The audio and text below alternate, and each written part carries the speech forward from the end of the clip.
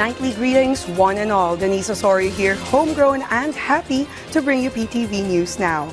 Tops on our news leaderboard at the hour tonight.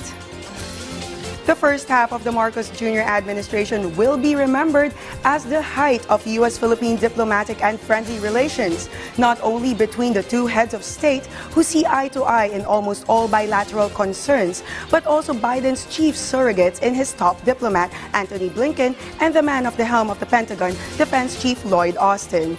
The affable and gentle big guy in perhaps his last visit to the country signed a historic pact with his counterpart earlier today in Camp Aguinaldo that allows for a sharing of military intelligence reports that furthers and strengthens interoperability between the two nations.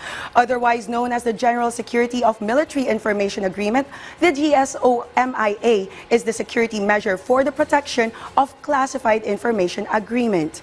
It also serves as a framework to facilitate or speed up the swap of military information between the two countries.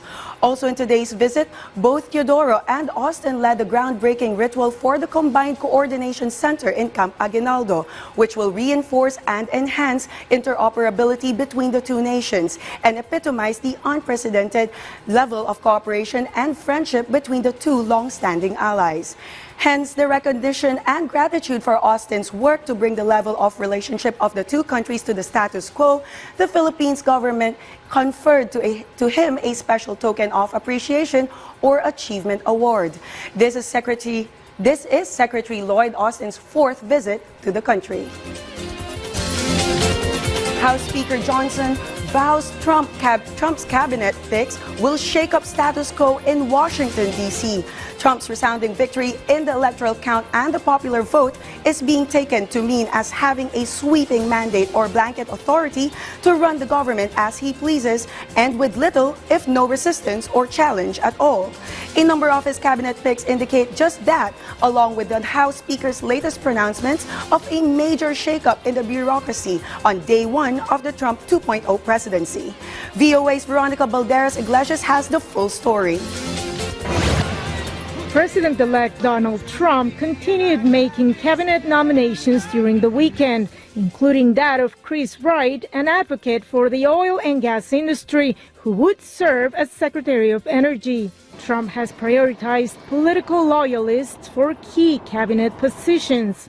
One pick in particular, that of former Republican Congressman Matt Gaetz as Attorney General, continues to stir controversy. Before Gaetz resigned last week, a House Ethics Committee had been investigating whether he engaged in sexual misconduct and illicit drug use. Gaetz denies the accusations. Democratic Representative Adam Schiff told CNN's State of the Union that Gaetz, in his view, is unqualified to serve in the proposed role. Are we really going to have an Attorney General who there's credible allegations he was involved in child sex trafficking, potential illicit drug use, obstruction of investigation, who has no experience serving in the Justice Department, only being investigated by it?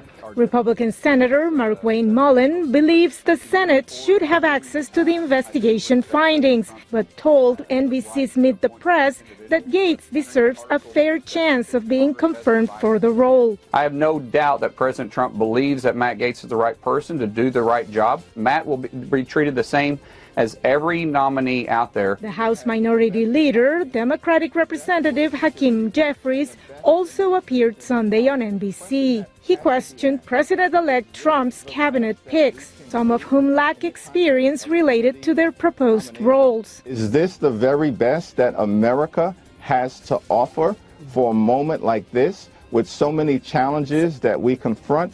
Of course not.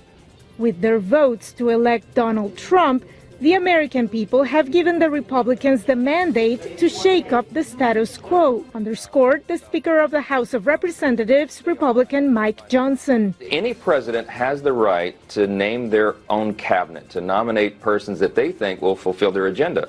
And the people that are on this list will do that. They will go into the agencies that they're being asked to lead, and they will reform them. It is expected that most of Trump's cabinet picks will win quick Senate approval after confirmation hearings. The president-elect has also called on Senate Republican leaders to allow him to make recess appointments, which would erase the need for the hearings. Veronica Valderas Iglesias, VOA News, Washington.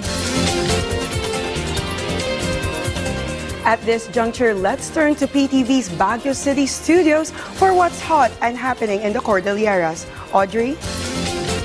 Naimbag Arabi, Pilipinas. Iti dadalapos ti Bagyo Apepito iti Cordillera region iti Rabii, na ilista dagiti nagduduma a landslide kadagiti kalkalsada. Iti datos ti Department of Public Works and Highways Cordillera as of 8 o'clock ti agsapa, dumanon iti 14 National Road Section ti saan ang madalanan gapu iti panagrega iti daga. Manarimaan ti ipatpatungpal ti ahensya a road clearing operation tapno madalusan dagiti kalsada. Dumanon meten iti nasrok 144 million pesos ti danyos ti sektor ti infrastruktura gapu kadagiti nagsasaruno a bagyo. Pinaka-importante tayo po ay mag-ingat at saka dapat ay stay updated tayo. Magtanong tayo sa MDRMO, sa District Engineering Office namin para at least hindi tayo mapurwisyo. Kagiddan ti idadalapos ti Bagyo Apepito na uram ti may sa abang house iti Upper Camp Philex Mines Camp 3 ijay Tuba Benguet. May imbestigaran meten ti rason ti uram. Iti sabali pay adamag agaruk sa nga ribo araning enthusiast kanda duma supporters ti nakipaset iti Baguio City leg ti Takbo para sa West Philippine Sea iti Burnham Park iti Kalman. Talo ti kategorya ti advocacy run 5 km 10 km kan 16 km run ang nagrugi iti alas 3:30 iti Parabangon.